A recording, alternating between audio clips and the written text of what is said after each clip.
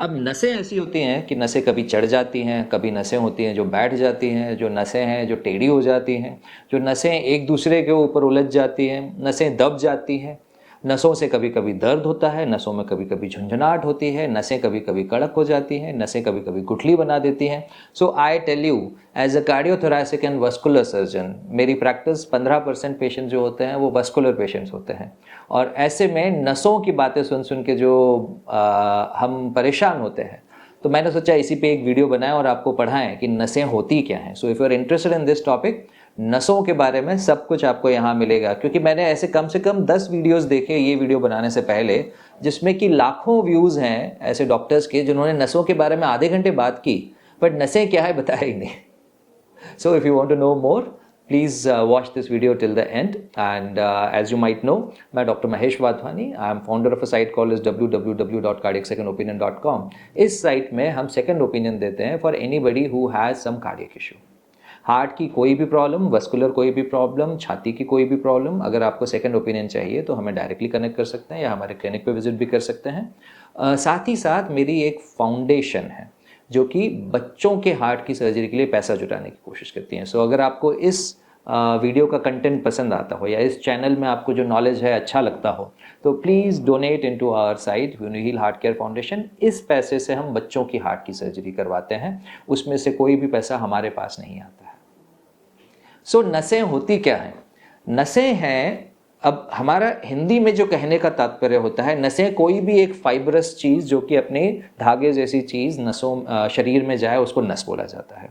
Now actually ये बात गलत है और इस तरीके से पढ़ाना नहीं चाहिए, but because lack of education है, समाज में बायोलॉजी अच्छे से पढ़ाई नहीं होती है। But at the same time जो MSc बायो करके भी गए हैं वो भी नसों में जब बात करते हो तो मुझे बहुत अजीब लगता है। नसें एज सच इंडिया में 3 अलग अलग चीज़ें रेफर करती हैं, वैसे और भी होते हैं, I will get into that later, but 3 मोटे प्रकार होते हैं। अब उनमें से जो 2 मोटे प्रकार हैं वो हैं खून की नसें, और एक होती है नर्व्स, जो कि इंग्लिश में हम बोलें तो नर्व्स। नर्व्स मतलब या तो दिमाग या हमारी रीढ़ की हड्डी से निकली हुई ऐसे carrying fibres, these are electric wires which are carried into the body, और उस वायर के जरिए या तो ब्रेन मैसेज भेज रहा है, जैसे कि मेरी ये उंगली अगर हिलनी है तो मेरे ब्रेन ने उंगली को कहा ये मसल मूव करने के लिए, तो उंगली हिली। साथ ही साथ अगर मैं उस उंगली को टच करता हूँ तो वो टच सेंसेशन मेरे ब्रेन तक ले जाने वाली भी नर्व्स होती हैं। तो ये नर्व्स जो कि अधिकतर कॉमन कंप्लेन होती है लोगों की, उम्र के साथ में इन नर्व्स में प्रॉब्लम आती है। उसका सबसे बड़ा कारण तो ये होता है कि न्यूट्रिशन की कमी हो या फिर एक्सरसाइज की कमी हो, स्ट्रेचिंग की कमी हो। मैं उसके बारे में स्पेशलिस्ट नहीं हूँ, इसलिए मैं उसके बारे में आगे नहीं बोलूँगा। बट जो हार्ट सर्जन को या फिर वस्कुलर सर्जन को स्पेसिफिकली नर्व्स जो वेसल्स के साथ डील करना होता है, वो होती है 2 प्रकार की नसें। एक होती है आर्टरी, जिसको कि हिंदी में धमनी भी बोलते हैं, और एक होती है वेन, जो कि खून दिल में वापस लेके आती है। तो एक सिंपल बेसिक समझाने के लिए कन्वेंशनली जो हम रखते हैं, नस जो होती है, लाल वाली जो नस है ये दिल से खून लेकर जा रही है, तो दिल से खून लेकर जाने वाली नस को बोलते हैं आर्टरी। मेन जो नस होती है उसको एओर्टा नाम दिया गया है, और उसकी शाखाएं जितनी भी है उनको आर्टरीज बोला जाता है। वैसे ही पूरा खून जब इस्तेमाल हो जाता है, हर अंग में खून जाता है इन आर्टरीज के थ्रू।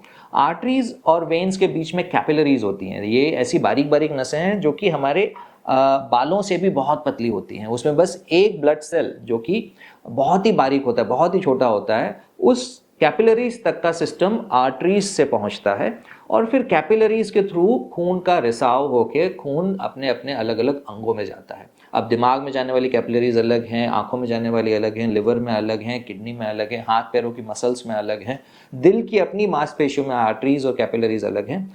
फिर इन कैपिलरीज के थ्रू जो खून इस्तेमाल हो गया, वो इस्तेमाल होने के बाद जो खून वापस आता है वो आता है शिरा में, वेन में।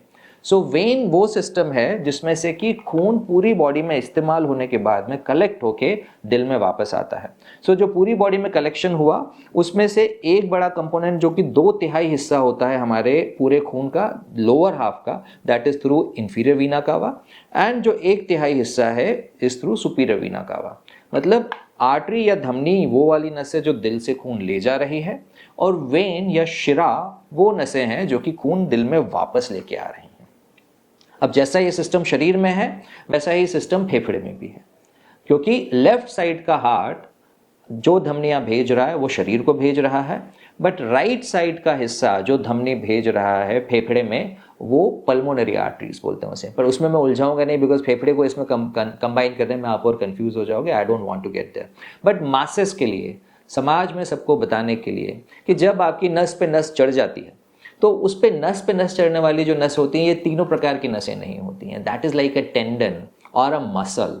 मसल में कुछ नॉट आ गई, उसको आप बोलते हो कि नस पे नस चढ़ गई है, बिकॉज वो मूवमेंट के कारण कुछ प्रॉब्लम हुआ। सो टेंडन में, कार्टिलेज में ये अलग हिस्से हैं। तो नस वर्ड को यूज ना करें तो सबसे अच्छा है। मेडिकली मैं यूज नहीं करूं तो बहुत अच्छा है, बट अब क्या करें, लोग हमें नसों के डॉक्टर बोलते हैं, तो उसके चलते ऐसे ऐसे पेशेंट्स होते हैं। जैसे आज मेरे पास एक पेशेंट आया था जो कि खूब स्मोकिंग करते हैं। अब जो स्मोकिंग करने वाले लोग हैं उनकी महाधमनी और उनकी धमनियों में सिकुड़न होती है उसके कारण से, जिसके चलते हार्ट अटैक की बीमारी, लकवे की बीमारी, पैरों की नसें ब्लॉक होने की बीमारी, ऐसी बीमारियां होती हैं। तो अब पैरों की नसें जब बोलते हैं हम, तो पैरों की धमनी की बात कर रहे हैं हम। स्मोकिंग से जो रिलेशन है that is with the arteries. अब पैर में खून कम जाएगा तो क्या लक्षण होंगे? जब मरीज चलना शुरू करेगा, शुरू में तो खून पर्याप्त मिल रहा है, that is enough for the patient, शुरू में चलते रहेंगे। थोड़ा दूर चलने के बाद में वो खून कम पड़ने लगता है, बिकॉज नसों में अंदर से ब्लॉक है। ये नसें हैं धमनी, आर्टरी ले जाने वाली, ब्लड ले जाने वाली आर्टरीज। सो जब नसों में खून की कमी हुई, क्योंकि ब्लॉक है अंदर से और वो खून पर्याप्त नहीं पड़ा पैर में, अब मांसपेशी जब चल रही है तो उसको खून ज़्यादा चाहिए, जब वो खून पर्याप्त नहीं पड़ा तो पेशेंट को पैर में, पिंडलियों में पर्टिकुलरली पेन होता है। पेन होने के कारण वो रुक जाते हैं, रुकते हैं 2 मिनट, 4 मिनट, 5 मिनट रेस्ट करते हैं, और खून जब वापस आने लगता है, ब्लॉक नस से खून तो आ ही रहा है, इट्स नॉट कंप्लीटली ब्लॉक, थोड़ा थोड़ा जो खून आ रहा है उससे जब वॉश ऑफ हो जाता है पुराना जो खून है या लैक्टिक एसिड जो बना, उसके बाद पेशेंट फिर से चलना शुरू कर देता है। तो this is a classical symptom of arteries getting blocked from inside. और उस आर्टरी के ब्लॉक के कारण से क्लॉडिकेशन, जिसको हम क्लॉडिकेशन बोलते हैं, ऐसा सिम्टम आता है। आज जो मेरे पास पेशेंट आए थे वो स्मोकिंग करते हैं बचपन से, 45 साल के हैं, उनको 2 साल से क्लॉडिकेशन है, and he has been showing to a neurosurgeon. Neurosurgeon, मैंने दूसरी वाली नर्व बताई थी ना आपको, एक जो नस और होती है जिसमें कि रीढ़ की हड्डी में या फिर दिमाग से जो नर्व्स जाती हैं बॉडी में। अब किसी भी व्यक्ति को जो कि बहुत ज़्यादा फिजिकली एक्टिव नहीं है, उसको रीढ़ की हड्डी में नर्व्स जहाँ से निकलती हैं वहाँ पे कंप्रेशन हो सकते हैं, एंड ये स्पाइन की प्रॉब्लम्स बहुत कॉमन है आजकल समाज में। बट ये व्यक्ति मजदूर था, जो मजदूर है, एक्सरसाइज करता है, फिजिक स्ट्रांग है, इसको जाके स्पाइन की वैसे भी कोई प्रॉब्लम नहीं थी। इस जेंटलमैन के पिछले 1.5 साल में 2 बार MRI हो चुके हैं, उसके लक्षणों को बार बार नर्व के तौर पे ट्रीट किया गया, बट इसकी स्मोकिंग आज तक चल रही थी। अब 1.5 साल बाद ये पेशेंट जब हमारे पास पहुंचा, हमने पहले कहा भाई पहले तो स्मोकिंग छोड़ो, पहले तो कारण खत्म करो जिससे बीमारी हो रही है। एंड जब डॉपलर किया गया तो he had what is called as a Buerger's disease. Buerger's disease ऐसी चीज है जिसमें जैसे ही आपने तंबाकू छोड़ा, 50% of the people with in 15 days उनके सिम्टम्स ठीक हो जाते हैं। तो एक सिंपल सी चीज कि अगर इनका तंबाकू छोड़ दिया गया होता पहले से, तो शायद ये मरीज 1.5 साल से परेशान भी नहीं होता, जस्ट बिकॉज मरीज को नॉलेज नहीं था नस कौन सी इन्वॉल्व हुई है। सो आपको फिर से हम बता रहे हैं, वस्कुलर सर्जन के पास आपको तब जाना है जब धमनी या शिरा, मतलब खून ले जाने वाली नस या खून लेके आने वाली नस में प्रॉब्लम हो, तो आपने वस्कुलर सर्जन के पास आना है, मतलब मेरे पास आना है। यही अगर आपको ब्रेन से या रीढ़ की हड्डी से जो नर्व्स निकल के जाती हैं उसके लिए जाना है, तो आपने स्पाइन सर्जन या न्यूरो सर्जन के पास जाना है।